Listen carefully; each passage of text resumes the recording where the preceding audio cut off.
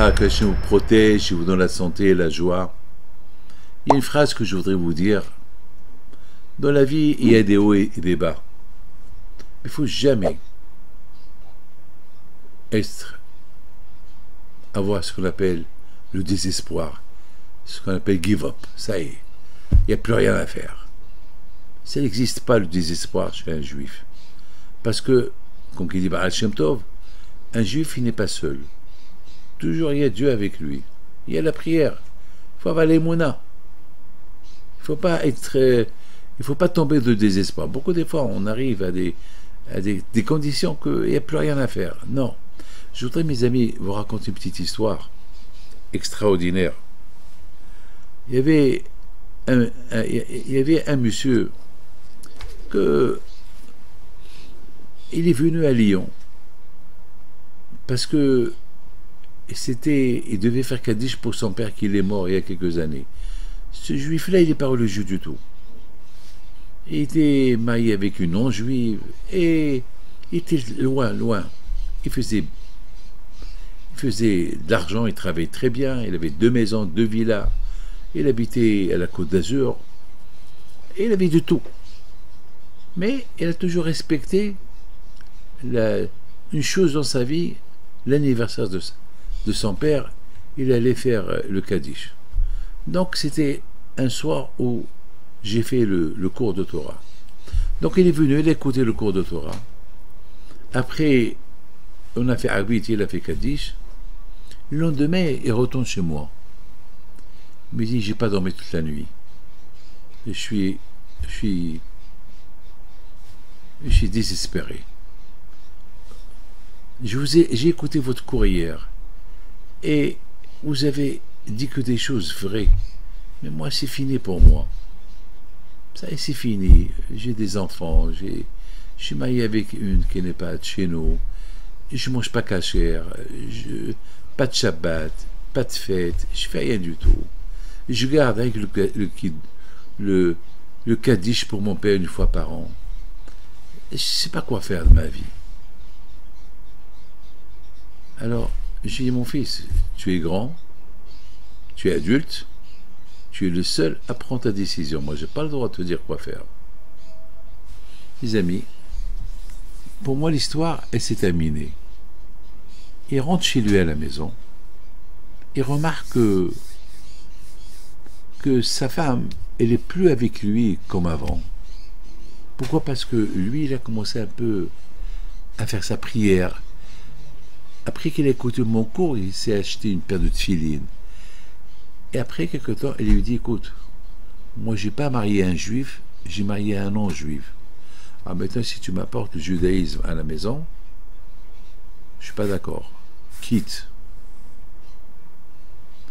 Il lui a répété 1 fois, 2 fois, 3 fois. Il a pris la décision de quitter. Il a quitté la maison. Elle a pris les avocats. Et tout soudainement, elle s'est mise contre lui.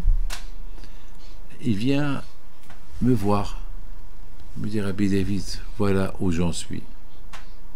Je dis, mon fils, c'est à toi de prendre la décision. Moi, je n'ai pas le droit de te dire. Elle aurait pu accepter, comme tu es. Elle n'a pas accepté. Alors maintenant, c'est à toi de prendre la décision. Moi, je ne me mêle pas de... Mais une seule chose, je peux te dire.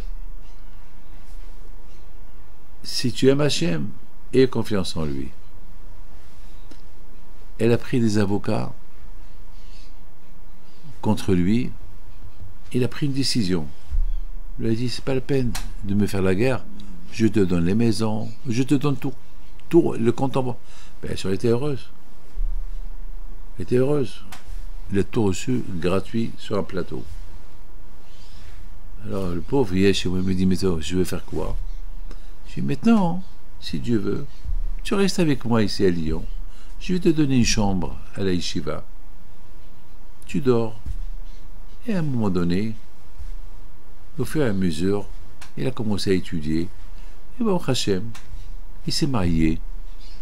Il a une fille. Et bon, Hachem, pour moi, et pour toute la communauté juive de Villeurbanne, Lyon, c'est un symbole d'un vrai Baal Tshuva. Qu'à la fin, il n'est pas tombé dans le désespoir. était proche de moi jusqu'à que j'ai fait ma aliyah en Israël. Lui aussi, il avait sa aliyah en Israël avec sa femme et sa fille. Et Baruch Hashem, grâce à Dieu, Baruch Hashem, il a vécu un peu en Israël, il a étudié la Torah et malheureusement, il a attrapé une maladie et il est décédé. Que son âme repose en paix. Et je vous raconte cette histoire pour vous dire que dans la vie, il n'y a pas de désespoir. Même, regardez, beaucoup de fois, j'ai posé la question, ça ne te manque pas le passé, ça ne te manque pas tes maisons, ça ne te manque pas ton argent. Vous savez qui me répond? Ah ben, grâce à Dieu, avec ce que j'ai récupéré, avec que Hachem y fasse que toutes ces dizaines d'années que j'étais contre Hachem, que Hachem me pardonne, je lui dis 100% il t'a pardonné, parce que le sacrifice que tu as fait, personne ne peut le faire. Il faut vraiment être toi pour avoir ce sacrifice-là. Mes amis, c'est ce qu'on appelle, c'est extraordinaire, comment un homme il est rentré dans la, il se passe beaucoup de fois le Sahara, il dit à la personne, allez arrête, tu es perdu, ça y est, tu es avec une non-juive, tu as des enfants, et ça y est, c'est fini pour toi, ça y est, continue ta vie. C'est pas vrai, pas vrai, c'est pas vrai, pas vrai, il faut jamais écouter. Il y a la teshuva, tu fais teshuva quand je me te pardonne toutes les fautes que tu as fait.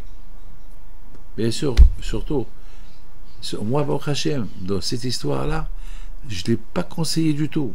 Il faut, grâce à Dieu, chaque être humain, il a sa tête pour être responsable sur ses actes. Et Baruch Hashem, voilà comment ça s'est terminé. Que Hashem vous protège, vous donne la santé,